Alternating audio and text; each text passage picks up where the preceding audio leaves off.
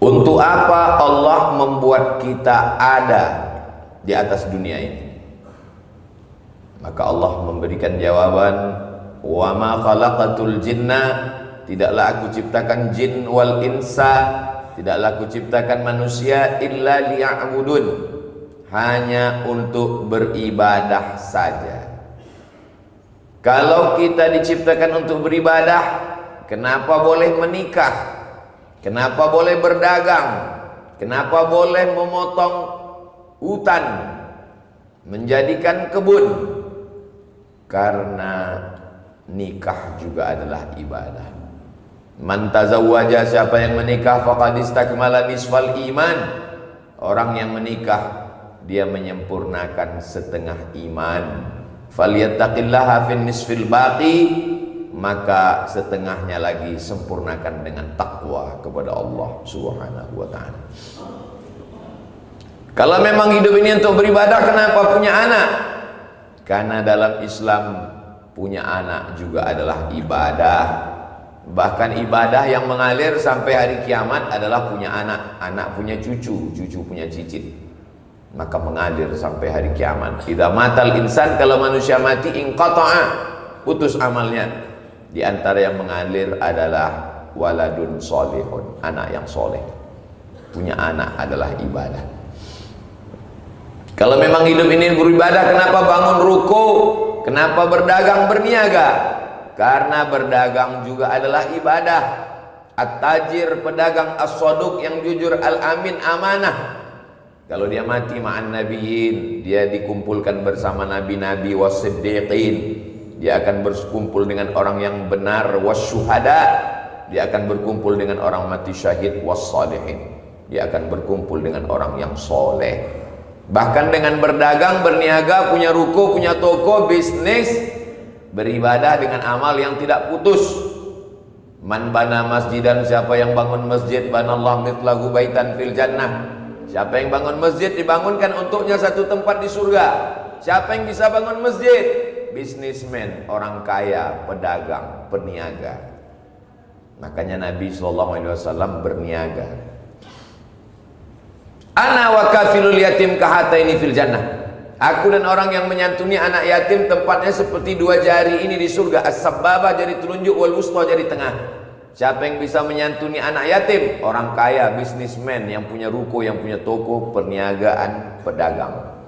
Makanya keluar dari masjid doanya, Allahumma inni as'aluka min fadlik, kasih aku rezekimu ya Allah. Karena selesai sholat, idza qudiyatis shalah, kalau sholat sudah dilaksanakan, fantashiru fil ard, bertebaranlah di atas muka bumi, wabtaghu min fadlillah, carilah karunia Allah. Kalau memang hidup ini untuk ibadah, kenapa menanam kebun sawit? Kenapa menanam karet getah? Karena bercocok tanam juga adalah ibadah. Idza waqa'at ala ahadikumul qiyamah, kalau kamu sudah mau mati, wa fi yadihi fasilah, di tanganmu ada bibit korma, falyughrisha, tanamkanlah. Bertanam tanaman juga adalah ibadah. Ini konsep hanya ada dalam agama Islam.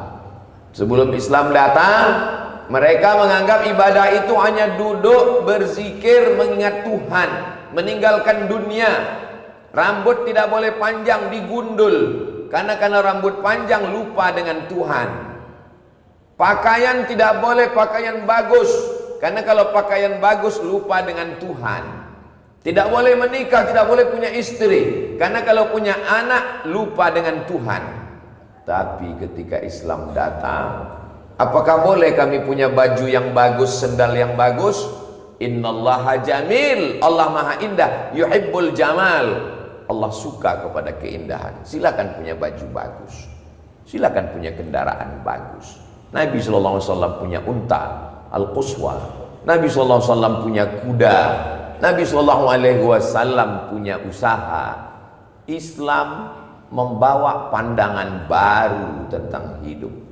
Anehnya umat Islam sekarang, kalau dia sudah hijrah, dia sudah taubat, dia meninggalkan bisnis, dia meninggalkan toko, dia meninggalkan dagang, dia meninggalkan gedung, dia meninggalkan perniagaan, meninggalkan kebun. Apa yang dia lakukan? dia hanya berzikir di masjid menunggu malaikat maut datang. Ini bukan ajaran Islam. Ajaran Islam adalah tidak meninggalkan dunia. Makanya doa yang diajarkan ketika berada di tempat paling banyak malaikat dari rukun Yamani ke Hajar Aswad, Rabbana atina fid dunya hasanah. Dunianya dulu hasanah. Setelah dunianya hasanah, wa fil akhirati hasanah, barulah akhiratnya hasanah. Kalau bisnis ditinggalkan umat Islam, kita makan kuliner dari mana? Bagaimana kalau dicampur orang dengan lemak babi? Bagaimana kalau tidak dicuci? Bagaimana kalau bercampur dengan najis? Umat Islam mesti punya usaha air minum, mesti punya usaha kuliner. Kalau tidak, umat Islam akan terjerumus pada makanan haram. Kulu, makanlah, min thayyibat, makanan yang baik-baik saja. Kalau umat Islam meninggalkan pertanian, tanah kita digarap orang. Gemah ripah, lo jenawi, tongkat dan batu jadi tanaman, untayan zamrud, katulistiwa, indah cantik. Tapi tanah bukan lagi punya kita. Tanah kita diambil oleh orang lain yang izin pengelolaan hutannya 90 tahun. Mati kita, anak kita masih lagi tersandra. Mati anak kita, cucu kita pun belum bisa menggarap tanah itu. Kenapa? Karena perjanjiannya dengan orang 3 generasi. Diambil orang lain. Kenapa diambil orang lain? Karena umat Islam lemah. Kada al-faqru ayyakuna kufran. Hampir saja kefakiran membuat orang menjadi kafir. Siapa yang imannya bisa dibeli dengan sebungkus mie instan? Siapa yang imannya bisa diperdagangkan hanya dengan baju kaos bekas? Orang miskin, orang susah. Umat Islam disuruh al-mu'minul qawi, seorang mukmin yang kuat, kuat duitnya, kuat ilmunya, kuat tenaganya, kuat ibadahnya, khairun. Dia lebih baik, wa ahabbu ilallah, lebih dicintai Allah minal mu'minid dhaif, daripada mukmin yang lemah. Umat Islam disuruh meninggalkan tanah, meninggalkan bisnis, sibuklah dengan zikirmu. Itu Islam versi Belanda. Yang membawanya namanya Snoop Horgronje. 6 bulan dia tinggal di kota Makkah, pura-pura masuk Islam, namanya jadi Abdul Ghafur, untuk mempelajari sifat antropologi dan sosiologi umat Islam di Nusantara. Dia tahu umat Islam ini kalau digempur dari luar, Islam ini raksasa. Kalau dibenturkan dari luar, umat Islam ini bersatu. Umat Islam ketika menghadapi komunis Rusia, Uni Soviet, besar, bersatu, semuanya melawan. Tapi begitu umat Islam sudah berhasil menumbangkan Rusia, Uni Soviet, maka sesama dia cakar-cakaran. Uzbekistan, Kazakistan, Tajikistan, Kirgistan, Turkmenistan. Umat Islam tidak bisa dipecah dari luar. Umat Islam mesti dipecah dari dalam. Disibukkan dengan khilafiyah, masalah kaki celana, masalah jenggot, masalah kunut, masalah azan, masalah usolli, masalah basmalah sir dan jahar. Sibuk di masjid, sibuk di medsos, seakan-akan kita imam mazhab. Padahal masalah-masalah ini sudah dituntaskan oleh Imam Abu Hanifah, Imam Hanafi meninggal tahun 150 Hijrah, diselesaikan oleh Imam Malik bin Anas, Imam Maliki tahun 179 Hijrah, dituntaskan oleh Imam Muhammad bin Idris Asy-Syafi'i meninggal di Mesir pada tahun 204 Hijrah. Diluluh lantakkan pembahasannya sekecil sedetil oleh Imam Ahmad bin Hanbal, Imam Hambali pada tahun 241 Hijrah, makamnya di Baghdad, Irak. Kenapa kita masih lagi menyibukkan itu? Kita cukup dengan baca saja kitab-kitab fikih mazhab Syafi'i, ikut pendapat Imam Syafi'i, selesai masalah. Kenapa seakan-akan lahir imam-imam mazhab yang baru? Sibuk kita di masjid, masalah khilafiyah, sampai kita lupa tanah kita sudah digarap orang. Sibuk kita membahas masalah-masalah yang sudah diselesaikan ulama ratusan tahun yang lalu, sampai kita lupa rupanya sajadah yang kita pakai sholat buatan orang, baju yang kita pakai pun dibuat orang. padahal kita sanggup untuk memproduksinya. Akikah kambingnya dari orang lain, walimah nikah sapinya dari orang lain, padahal rumput terhampar luas. Kemana pedagang-pedagang kambing kita? Kemana petani kita? Kemana peternak kita? Semuanya sibuk mengejar akhirat. Bukan itu yang diinginkan Nabi Muhammad SAW. Laisa bi khairikum man taraka dunyahu li akhirati. Orang yang paling baik di antara kamu bukan yang meninggalkan dunianya hanya untuk mengejar akhirat. Wala akhiratahu li dunyahu. Bukan yang meninggalkan akhirat hanya ingin dapat dunia, liyusiba minhuma jami'an, dapat dua-duanya. Itulah ajaran Nabi Muhammad sallallahu alaihi wasallam. Seorang imam ulama besar, bajunya bagus, jubahnya mahal, sorbannya berkelas, di atas kuda yang mahal. Datang orang kafir menghadap ulama yang berwibawa ini. Katanya umat Islam itu di dunia ini dalam penjara, nanti di akhirat baru masuk surga. Kenapa bajumu bagus? Kenapa sorbanmu mahal? Kenapa kuda kendaraanmu bagus? Sedangkan aku yang katanya orang kafir di dunia ini senang, nanti di akhirat baru masuk neraka. Kenapa aku susah? Kenapa aku miskin? Sang ulama tersenyum dengan jawaban tipis. Begitulah kami orang beriman. Sesusah-susahnya kami di dunia, jubah kami bagus, kuda kami mahal. Dan engkau, hai kafir, sesenang-senangnya engkau di dunia melarat. Di dunia saja sudah melarat, apalagi di akhirat nanti, neraka jahanam menanti. Sanggupkah kita berkata begitu sehari ini? Kita tidak sanggup, karena yang miskin umat Islam, yang susah umat Islam, yang melarat umat Islam. Khutbah Jumat membangkitkan semangat yang tertidur, bukan menidurkan orang yang mau tidur. Khutbah Jumat didengar oleh orang yang sakit, sehat telinganya, didengar oleh orang yang lemah jiwanya, bangkit semangatnya.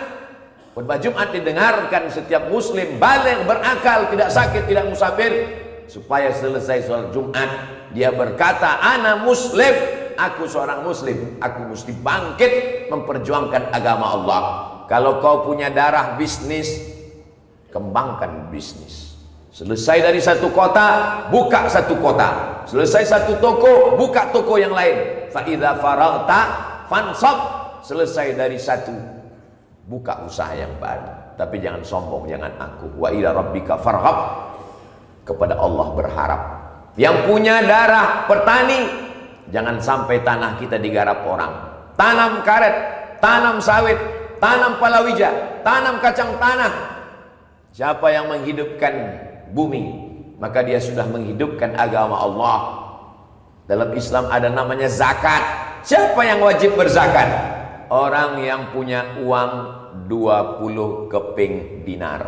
Satu keping dinar 4,25 gram kali 20, 85 gram. 85 gram emas 22 karat hari ini 85 juta. Bagi 12 bulan 7 juta. Berarti umat Islam paling miskin gajinya 7 juta. Di bawah itu dia menjadi penerima zakat. Apa maknanya? Umat Islam mesti mapan secara ekonomi. Kalau ada darah politiknya, dia mesti mencalonkan dirinya untuk menjadi pemimpin. Kalau dia punya bakat politik, tapi dia biarkan orang fasik, orang zalim berkuasa, dia ikut bersekongkol dengan kezaliman itu. Seandainya doamu makbul dan doamu cuma satu, mintalah pemimpin yang adil. Sab'atun yudhilluhumullah. Ada 7 golongan yang dapat naungan Allah pada hari kiamat di padang mahsyar, yauma la zilla illa zilluh. Tak ada tempat bernaung kecuali aras singgasana. Maka yang dapat naungan adalah yang pertama, imamun adilun, pemimpin yang adil. Pemimpin yang adil, dari sejak yang paling atas sampai ke gubernur, sampai bupati, wali kota, camat, kades, kadus, lurah, RT RW. Wakil rakyat yang adil, yang amanah, dengan tanda tangannya dia keluarkan perda, peraturan daerah. Tidak boleh menjual khamar di tempat-tempat umum. Peraturan daerah, tidak boleh perbuatan maksiat, zina. Negara kita negara demokrasi. Konstitusi kita tidak lagi tinggal di negara kerajaan. Maka apapun yang diinginkan umat Islam, dia bisa memilih wakil-wakilnya. Wakilnya berjuang di parlemen. Parler, bahasa Prancis artinya bicara. Parler, bicara. Parlemen, tempat orang berbicara. Maka kalau ada orang yang dipilih, diangkat untuk bicara, tapi tidak pernah bicara, maka dia makan duit haram. Di akhirat dia akan dituntut di hadapan Allah Subhanahu wa ta'ala. Karena dia dipilih, diangkat, digaji oleh negara dari pajak. Karena untuk bicara. Ada orang-orang yang tidak boleh berbicara, tapi ada orang yang wajib berbicara. Hidup singkat, gunakan kekuasaan menolong agama Allah.